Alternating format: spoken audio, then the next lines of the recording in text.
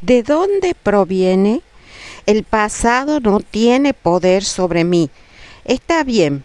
Hemos examinado un montón de cosas y hemos ido pasando por el sedazo lo que creíamos que era el problema. Ahora nos hemos encontrado con lo que a mi modo de ver es el verdadero problema. Nos sentimos totalmente desvalorizados y el amor a sí mismos escasea. Según como veo yo la vida, si hay algún problema, esto tiene que ser verdad. Veamos entonces, ¿de dónde vino esta creencia? ¿Cómo pasamos de ser un bebé diminuto que conoce su propia perfección y la de la vida a convertirnos en una persona con problemas que se siente en mayor o menor medida indigna y no merecedora de amor? Aquellos que ya se aman a sí mismos pueden amarse aún más. Piensen en una cosa, desde el momento en que es un capullo, mientras se abre para florecer plenamente hasta que se le cae el último pétalo, es siempre bella, siempre perfecta, siempre cambiante. Lo mismo que nosotros somos siempre perfectos, siempre bellos, siempre cambiantes. En todo momento hacemos lo mejor que podemos con el entendimiento, la conciencia y el conocimiento que tenemos. A medida que tengamos más entendimiento, más conciencia y más conocimiento, iremos haciendo las cosas de otra manera. La limpieza de la casa mental. Ahora es el momento de examinar un poco más nuestro pasado, de echar un vistazo a algunas de esas creencias que han venido rigiéndonos. A algunas personas esta parte del proceso de limpieza se les hace muy dolorosa, pero no tiene por qué serlo. Debemos mirar qué es lo que hay que limpiar antes de poder hacerlo. Si uno quiere limpiar una habitación a fondo, empezará por revisar todo lo que hay en ella. Habrá algunas cosas que mirará con ternura y las lustrará o les quitará el polvo para darles una belleza nueva. Con otras tomará nota de que necesitan una reparación o un retoque. Habrá algunas que jamás volverán a servirle y es el momento de deshacerse de ellas. Las revistas y los periódicos viejos, como los platos de papel usados, se pueden tirar con toda calma a la basura. No hay necesidad de enojarse para limpiar una habitación. Lo mismo sucede cuando estamos limpiando nuestra casa mental. No hay necesidad de enojarse porque alguna de las creencias que guardábamos en ella ya no sirva. Dejémosla partir tan fácilmente como, después de haber cenado, arrojamos a la basura los restos de comida. ¿Realmente buscaría usted en la basura de ayer algo para preparar la cena de esta noche? Y para crear las experiencias de mañana, ¿rebusca en la vieja basura mental? Si una idea o una creencia no le sirve, renuncie a ella. Ninguna ley dice que porque una vez haya creído en algo, tiene usted que seguir haciéndolo para siempre. Veamos pues algunas de esas creencias que nos limitan y observemos de dónde vienen. Creencia limitativa. Yo no sirvo para nada. ¿De dónde proviene? De un padre que le repitió insistentemente que era un estúpido. El cliente decía que quería ser un triunfador para que su padre se enorgulleciera de él, pero como estaba cargado de culpa que le creaba resentimiento, lo único que podía producir era un fracaso tras otro. El padre no dejaba de financiarle negocios que siempre fracasaban. El cliente usaba esos fracasos para desquitarse, obligando a su padre a pagar continuamente, pero por supuesto el que más perdía era él. Creencia limitativa, falta de amor a sí misma. ¿De dónde proviene? Del intento de obtener la aprobación del padre. Nadie había menos deseable para esa clienta que ser como su padre. Jamás podían ponerse de acuerdo en nada y estaban siempre discutiendo. Ella solo quería su aprobación, pero no conseguía más que críticas.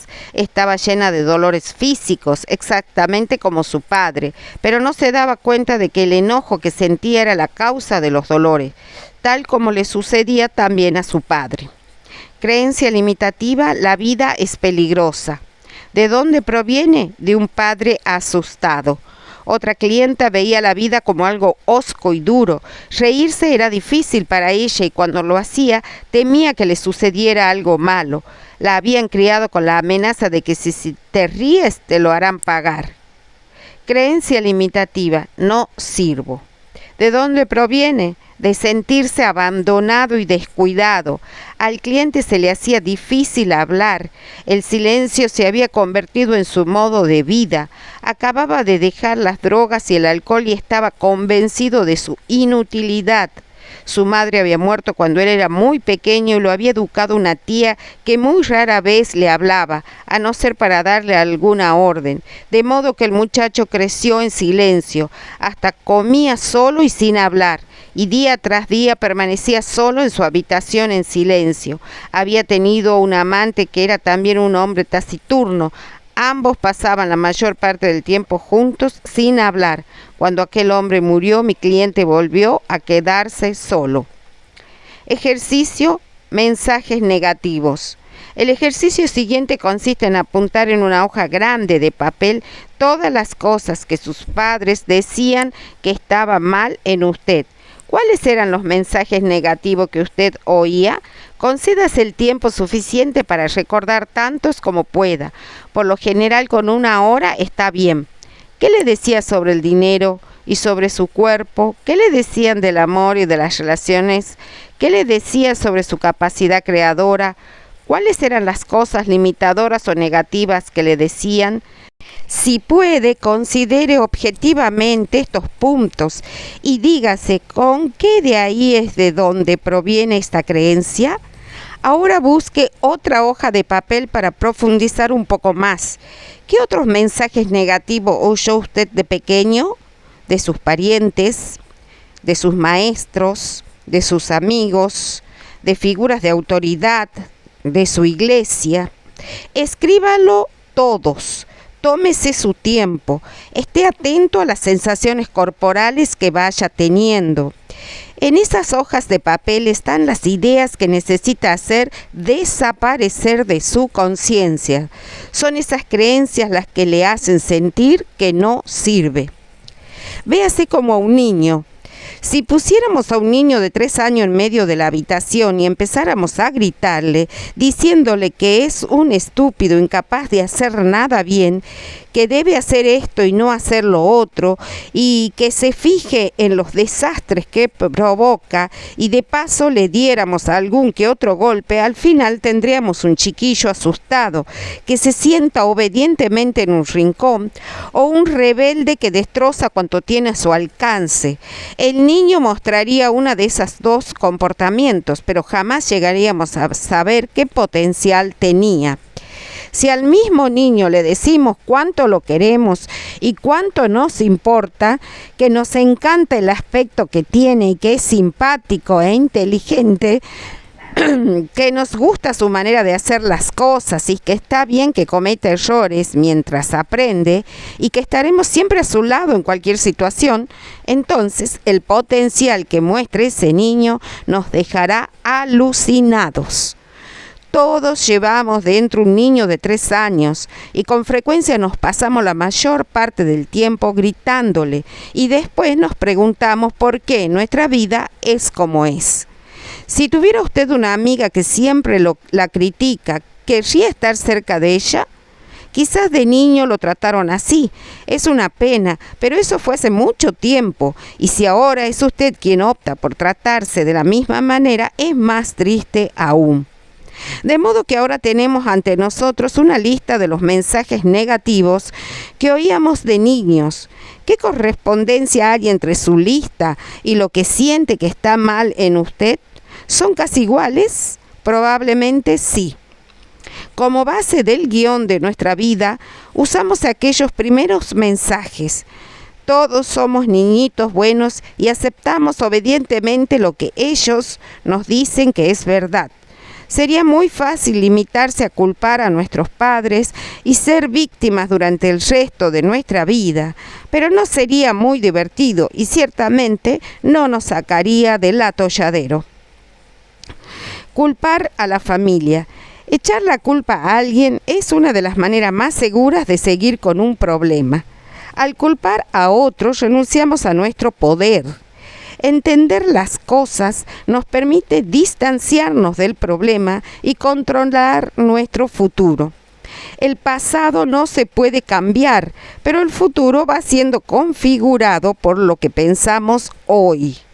Para liberarnos, es imprescindible que comprendamos que nuestros padres hicieron lo mejor que podían, dado el entendimiento, la conciencia y los conocimientos que tenían.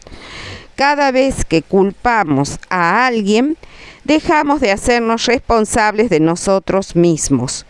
Las personas que nos hicieron esas cosas tan terribles estaban tan asustadas y desorientadas como nosotros. Sentían el mismo desvalimiento.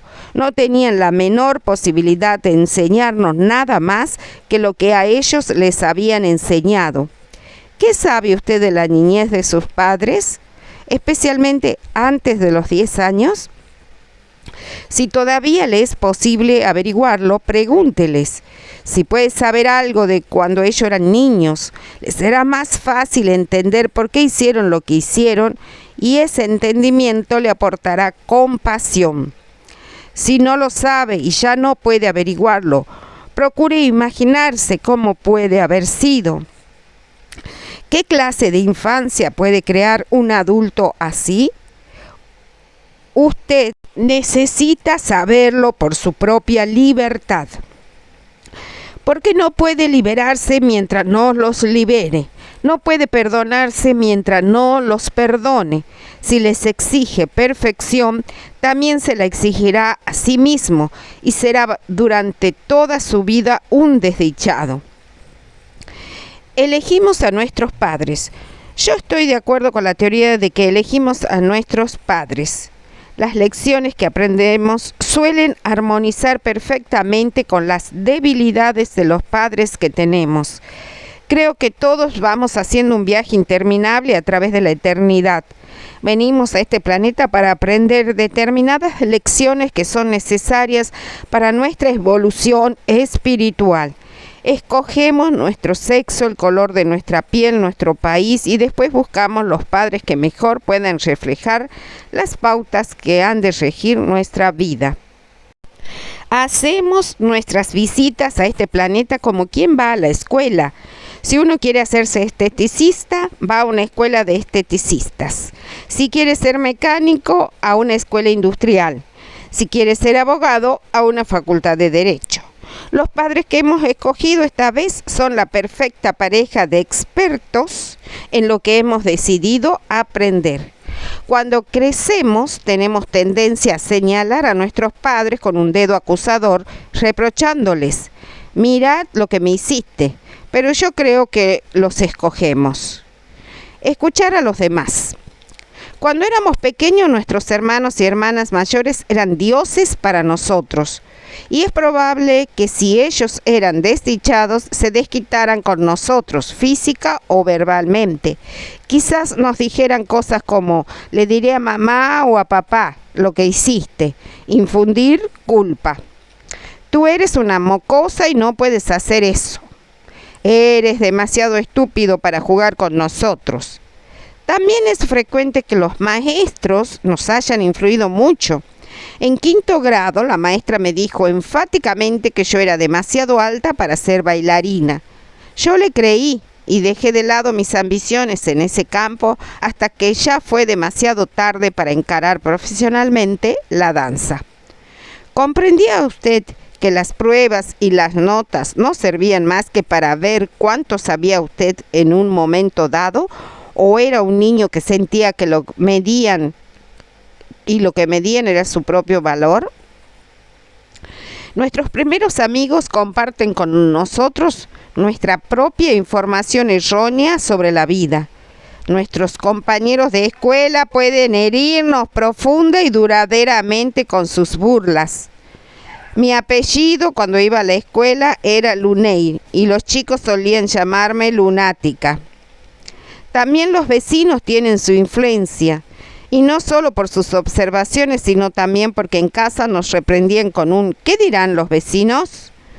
Procure recordar que otras figuras de autoridad tuvieron influencia en su niñez.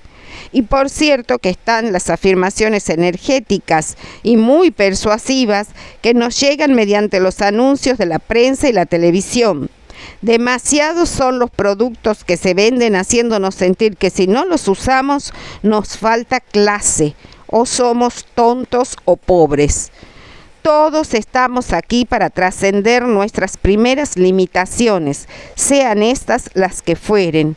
Estamos aquí para reconocer nuestra propia magnificencia y nuestra divinidad.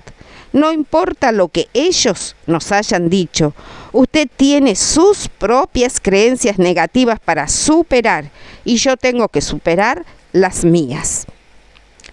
En la infinitud de la vida donde estoy, todo es perfecto, completo y entero. El pasado no tiene poder sobre mí porque me dispongo a aprender y a cambiar. Veo el pasado como algo necesario para llegar a donde hoy estoy.